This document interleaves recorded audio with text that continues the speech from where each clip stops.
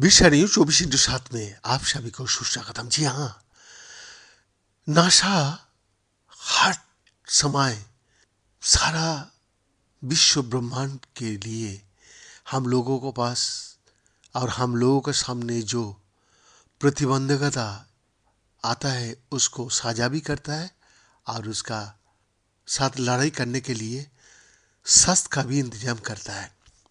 NASA का एक अंतरिक्ष यान जो हाल ही में गहरे अंतरिक्ष से लौटा है, उसे अराजकता का देवता शुद्र ग्रह का अध्ययन करने के लिए एक मिशन के लिए फिर से लॉन्च किया गया है, क्योंकि ये पृथ्वी की कक्ष के करीब आना शुरू हो गया है। एजेंसी के अंतरिक्ष यान ओसिरिस REX, जिसे आप ओसिरिस एपेक्स नाम दिया गया है, वो 2029 में पृथ्वी का बेहद करीब से गुजरने वाली शुद्र ग्रह एरोफिस का अध्ययन करने के लिए भेजा गया है। जैसा कि रिकॉर्ड किया गया है कि इतिहास की शुरुआत के बाद से ये नहीं हुआ है, नासा ये घोषणा की। अंतरिक्ष यान वेन्यू नामक अंतरिक्ष चट्टान से नमूना एकत्र करने में 7 साल बिताने के बाद सितंबर में पृथ्वी पर लौटा। एपोफिस, जिसे अराजकता के देवता के रूप में भी जाना जाता है, 13 अप्रैल 2029 को पृथ्वी से लगभग 20,000 मील दूर से उड़ान भरने का उम्मीद है। कुछ मानव निर्मित उपग्रहों की तुलना में करीब और यहाँ तक कि पूर्वी गोलार्ध में भी दिखाई दे सकता है। लगभग 370 गज चौड़ी ये चट्टान हर 7,500 साल में पृथ्वी का इतना करीब आ जाता है।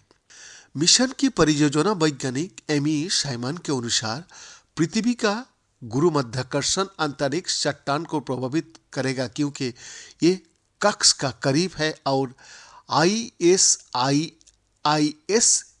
एपेक्स ये देखने के लिए परिणाम का अध्ययन करेगा कि इसकी सतह कैसे बदलती है। पृथ्वी की प्रभाव से शुद्र ग्रहों के दिन की लंबाई बदलने की उम्मीद है, जो वर्तमान में प्रतिदिन लगभग 30.6 घंटा है। ये अराजकता के देवता को भूस्खलन और भूकंप का अनुभव भी करा सकता है। टक्सन में एरिजोना विश्वविद्यालय में ISIS एपेक्स के प्रमुख अन्वेषक दानी मेंडोजा डेला गिस्टिना ने एक बयान में कहा, हम जानते हैं कि ज्वारीय वल और मलबे की ढेर सामग्री का संचय मूलभूत प्रक्रिया है जो ये निर्माण में भूमिका निभा सकती है। वो बता सकता है कि हम प्रारंभिक सौरमंडल के मलबे से पूर्ण विकसित ग्रहों तक कैसे पहुंचे।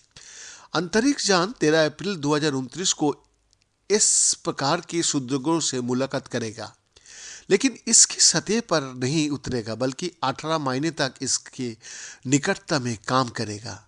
नासा ने कहा, ये न केवल सतह में होने वाली परिवर्तनों को दिखेगा, बल्कि ये सतह का मानचित्रण करेगा और चट्टान की रासायनिक संरचना का विश्लेषण भी करेगा। ये चट्टान की सतह के 16 फीट की भीतर भी जाएगा, ताकि ये अपने थ्रस्टर को नीचे की ओर फायर करके देख सके कि इसमें क्या हलचल हुआ है, जिसमें वैज्ञानिकों को नीचे मौजूद सामग्री पर एक नज़र डालने का मौका मिलेगा।